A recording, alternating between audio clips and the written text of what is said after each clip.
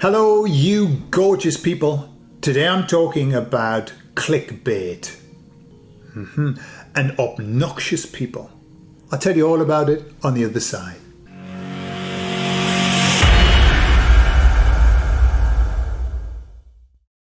So I watched a video the other day of this guy who was talking about podcasting. And he was talking about the big podcasters in the world. You know, the ones who've really got a big voice. And what he was saying was that they have now got to the bottom of the bucket, okay? In terms of the people that they interview, because podcasters, they make their money on interviewing really interesting people. People who've got a lot to say. And that's what we've seen. We've seen, I've learned so much from hearing these interactions. Is beautiful. But what the guy was saying was that they're running out of people because all of these podcasters are trying to get all of these people to talk to them. And, when we've seen one person being interviewed on Joe Rogan, we don't necessarily want to see them being interviewed with somebody else because they're going to say more or less the same things. And what he was saying was that because the pool of interesting people is running out.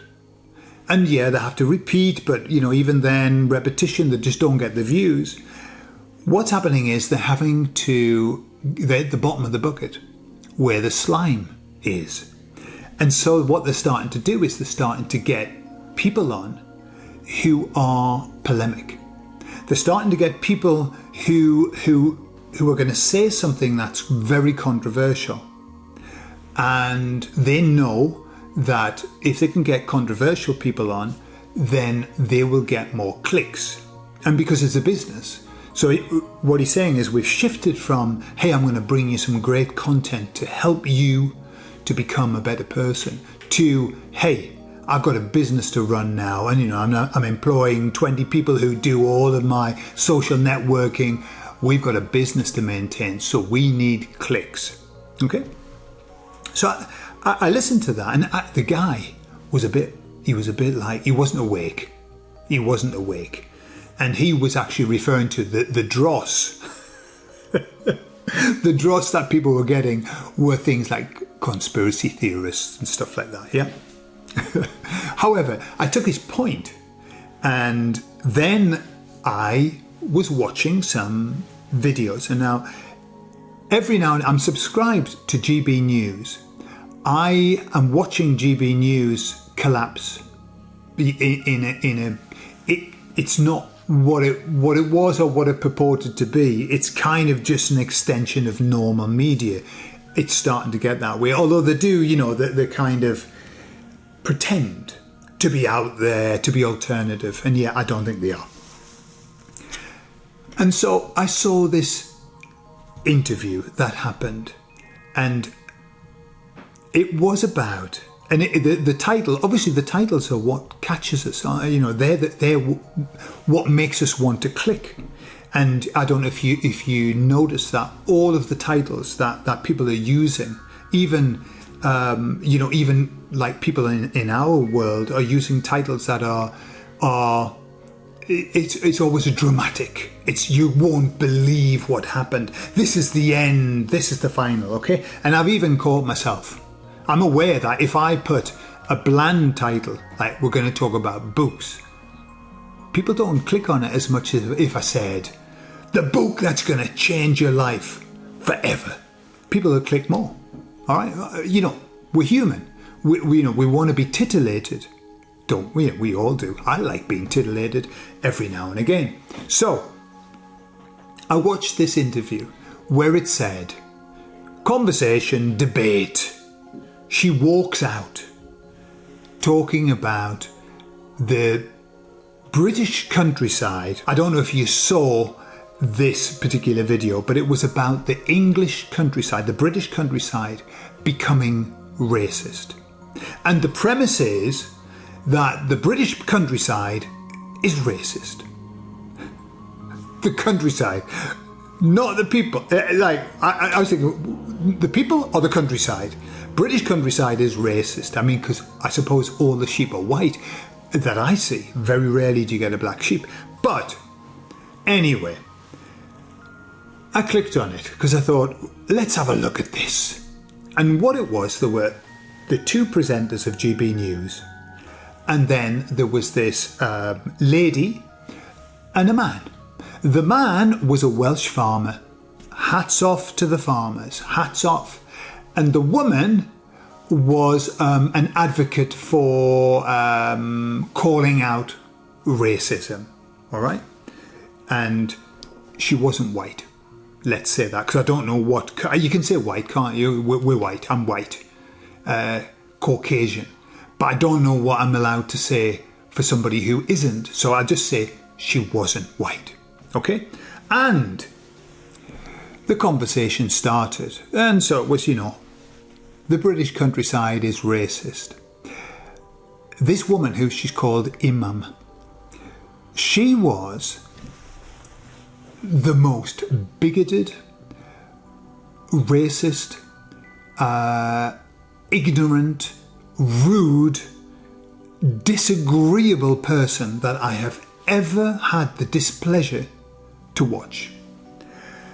And I mean, just as an aside, if you want to get people on your side, what you've got to do is be nice, because people like nice people. Nice people like nice people. You've got to be nice if you want to have people to accept your point of view. I mean, that's the whole point. You give your reasoning, you use your because, and also another very important thing in a debate is that you have to leave space for other people to speak. So you say your thing and then you shut the fuck up while they say their thing. Iman didn't do that. She was the rudest person. She interrupted constantly. She spoke over people, but not just that. Her presence was horrific. Her posture was, I am better than you, I know better than you, you are stupid. I suppose because the three other people were white and she wasn't. I don't know whether I mentioned that. And she talked down, she was condescending, she cut people off, she talked over people. It was horrific. I'm going to put a little snippet, I'll pick out the best bits of it. So we ought to hear from you first, I suppose, the idea that it's this colonial white space that's not welcoming to anyone of a different hue. Okay, well, firstly, I don't fully subscribe to that. I think it's safe to say this whole entire country is a colonial space, so that's not fully accurate. Let's just be fair on that. Okay, so I appreciate your anecdotes about your shopkeeper and etc. I appreciate that story, but the reality is, with all due respect, firstly, you are not a black person, so you can't actually speak in terms of lived experiences. Let me finish, please. You can't actually speak on lived experiences of black people. So when you say there's no racism, well, that's from your perspective, with your lived experiences as a white man. Prejudice. Yeah, but what you're doing, forgive me, but what? So this is why let me get a word in. I'm not referring to this. No, but I've got families end up feeling. No, he didn't. Yes, he did. He just said that there is no racism in the countryside. Well, let's give him a chance to speak. He just said it. Yeah, let's get Gareth. You need to listen. I'm first language Welsh. But you're not black. But I appreciate you. Can I finish, please? Black. Can you give me an Because we're opportunity? talking about racism in terms of racism towards black people. Listen, the Welsh language was oppressed for years and years and years. The Welsh language, when the children would go to school, they would put the Welsh knot around colonialism will do that. They would put a Welsh knot around their necks to stop them from speaking the Welsh language. Colonialism. We know what oppression is. We're now getting there, Gareth. We're getting there now. Make that clear as to what it is that I said that was racist, and you have failed. So no problem. We can move on. I don't want to linger on this particular point. Well, absolutely. Sorry, Gareth, I can't hear you. There is no racism. I can't hear him. You just heard me, and I can't hear him. Please speak a bit louder for me, please. No, we're going to call this. I'm not going to let you speak on behalf of the whole entire channel, because I've been doing. I'm going to. Don't worry about that. It's a shame that it couldn't have finished a bit more cordial. It is, but it's clear where your alliances lie. this Welsh farmer, bless him, he told an anecdotal story about a guy from another country who came to Wales, opened a shop, as is their wont, and people loved him. They loved him in the village. He was really kind and he was helping people and they loved him. And she said, well, that's an anecdotal story because I know that in general, the countryside is racist, the British countryside. So basically what they were saying was when you... what you were saying was this. When you go to the British countryside, nearly everybody's white. Okay? And so there's no inclusion. So you don't feel part. You don't feel welcomed because everybody's white. Okay? As an argument, that's a bit shit, isn't it?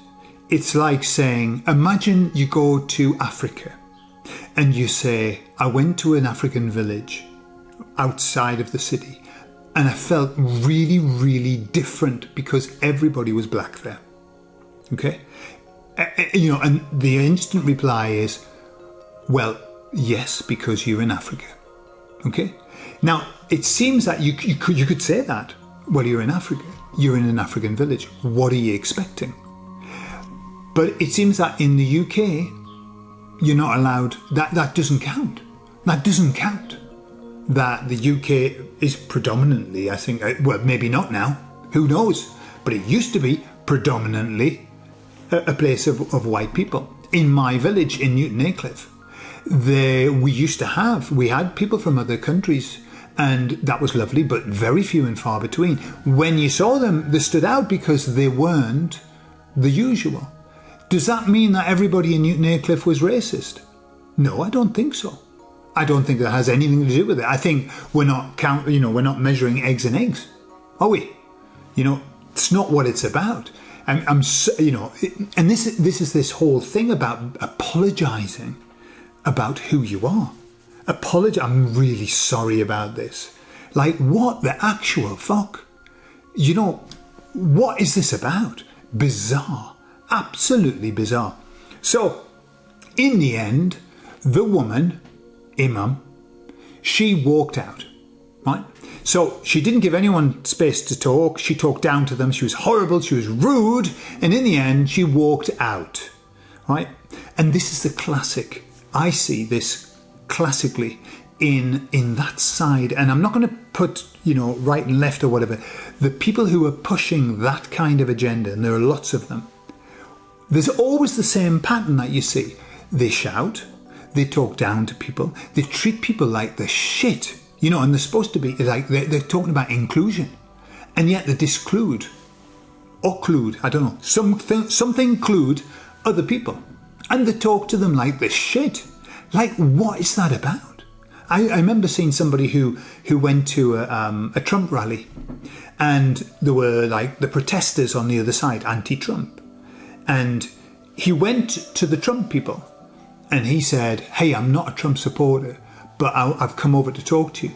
Well, they were lovely. They were welcomed him, and they, chatting away and, helping them to understand their point of view, everything. And he said, I really felt welcome. In fact, he became a Trump follower after that.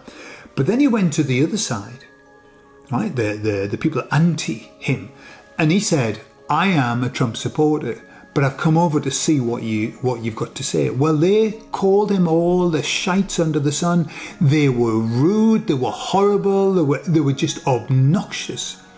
And he came away and he said, man, that has just taught me that I don't want to be in that group. That group, it's a small minority, There's not a lot of them, but they've got a big fucking voice, haven't they?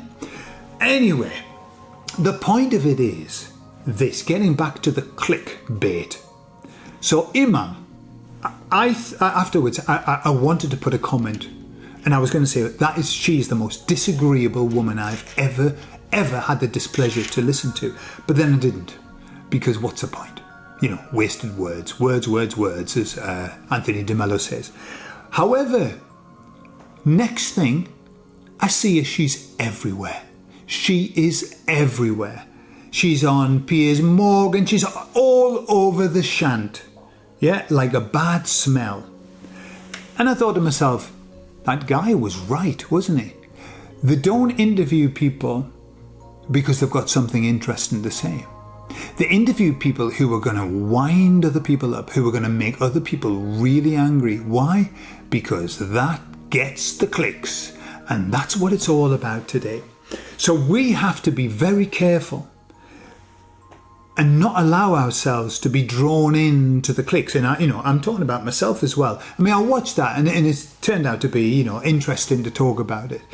But unfortunately, a lot of information is being given to us as this is what people think when it's not. What it is what that one person who's off the fucking trolley thinks. And so we mustn't take that as a representation of where we are, because we are the majority. The people who are just normal, bog standard, with high morals, who just want to get on with life and like everybody and be, just be. That's who we are. We are the majority. So don't believe all of that bullshit that they put out there about this is what people think. It isn't. It's what they think, and it's what the governments are spewing out as propaganda. That's all. That's all. Anyway, so I love you all, and I'll speak to you all soon. Bye-bye.